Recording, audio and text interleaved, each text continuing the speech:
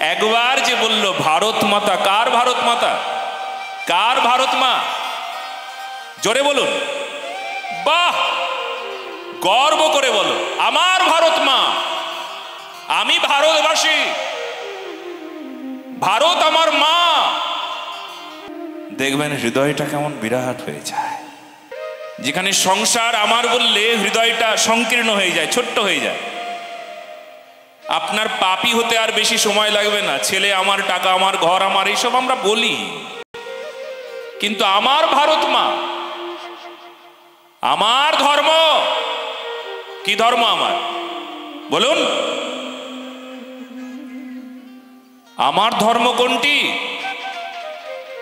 সত্য সনাতন আমার ধর্ম, আমার ধর্ম। এই যে আমার ধর্মে দেখুন কি আনন্দ। আমার ধর্ম, ধর্ম রক্ষা, এটা আমার দায়িত্ব, আমার কর্তব্য। ধর্মের প্রতি আমার শ্রদ্ধা, ধর্মে আমার মন মতি বুদ্ধিকে নিয়ে আসা, ধর্মের বিষয়ে যে কুসংস্কারগুলো আছে সেই কুসংস্কার বিমুক্ত করা ধর্ম থেকে, এ আমার দায়িত্ব। এখানে আমার শব্দ আছে, দোষ নাই এখানে আমার শব্দ লাগালে। আমার ধর্ম সত্য সনাতন, আমি হিন্দু। দেখুন, আমি হিন্দু, গর্ব করে বলো। বিবেকানন্দ বলছেন এখানে গর্ব, এখানে অহংকার। এখানে কি হচ্ছে? এই অহংকারে দোষ হচ্ছে না, অহংকার সদা সর্বদা দোষ হয়। কিন্তু দেশ আমার, এটা আমার অহংকার। আমি ভারতবাসী, এটা আমার অহংকার। আমি হিন্দু, এটা আমার অহংকার। আর এই অহংকারে অলংকার আসে। অলংকার মানে আপনাকে অলংকার পরিয়ে দেয় সমাজ, দেশ, রাষ্ট্র। কোন অলংকার? আরে দেখো দেশের প্রতি কেমন তার দায়িত্ব। শুধু মুখে বললেও কিন্তু হবে না, মুখে বলবার একটা বিশেষ কারণ আছে। মুখে সেই বলবে, আমার আমার যে সংসার আমার আমার করে না, সে সংসারে একেবারে নিমগ্ন থাকে। যে ভারত মা বারবার বলে আমার দেশ আমার, রাষ্ট্র আমার, ধর্ম আমার, তাকে রক্ষা করবার দায়িত্ব আমার। দেশ আমার, তাকে রক্ষা করবার দায়িত্ব আমার। সমাজ আমার, তাকে রক্ষা করবার দায়িত্ব আমার। দেখবেন এখানে কি হবে জানেন? এখানে আপনার হৃদয়টা বিশাল বিরাট হৃদয় হয়ে যাবে। তার মানে এটা স্পষ্ট করে নিই আমরা, যে কোনো ক্ষুদ্র বিষয়কে তুচ্ছ, জঘন্য, নগণ্য বিষয়, যা আমি নিয়ে আসিনি, যা আমি নিয়ে যাব না, তাকে আমার বলে শুধু অপরাধ ছাড়া আর কিছু হয় না। তবে বৃহৎ কোনো তত্ত্বকে আমার বললে, সমাজ আমার, দেশ আমার, রাষ্ট্র আমার, ধর্ম আমার, জগন্নাথ ভগবান তুমি আমার, রাম আমার, কৃষ্ণ আমার, গীতা আমার, গীতা আমার হৃদয়ের ধন, ভাগবত আমার, বেদ পুরাণ আদি আমার গ্রন্থ।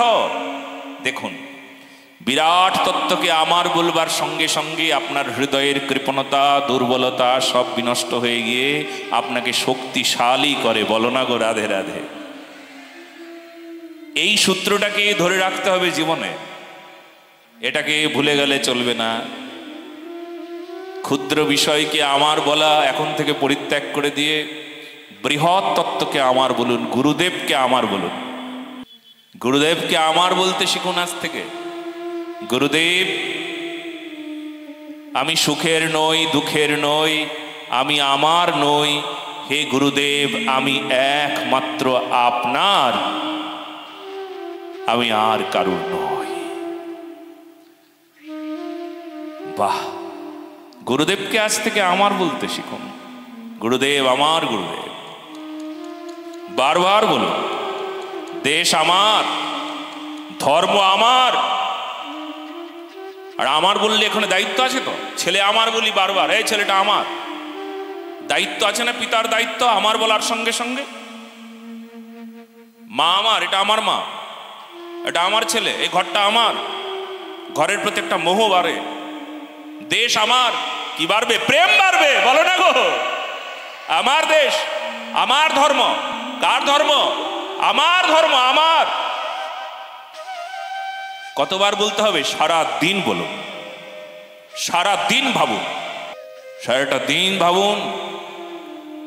দেশ আমার, ধর্ম আমার, রক্ষা করার দায়িত্ব আমার, অন্য কেউ আসবে না, বিদেশ থেকে কেউ এসে রক্ষা করবে না, আমাকেই রক্ষা করতে হবে আমার ধর্মকে। আপনার সংসারের মানুষ কারোর বিপদ আপদ হলে অন্য কেউ পরে আসবে কি আসবে না সেটা পরে দেখা যাবে, কিন্তু আমাকেই প্রথম এগিয়ে আসতে হবে, কাঁধটা আমাকেই দিতে হবে।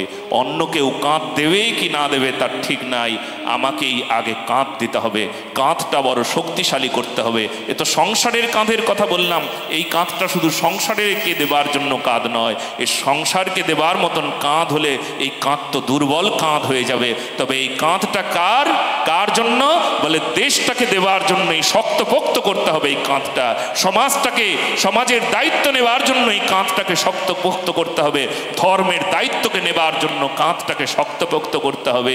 সংসারের কাঁধ তো সবাই দেয়, সংসারকে কাঁধে নেবার দায়িত্ব অনেকেই নেয়, চলুন না এবার আমার ধর্মকে কাঁধে নেবার দায়িত্ব নিই, কারণ ধর্ম বড় কঠিন সংকটে আছে, তাকে কাঁধে নিতে হবে, দায়িত্ব সবাইকে নিতে হবে। আরো জোরে বলুন ভারত মাতার ধ্বনি দিন, ভারত মাতা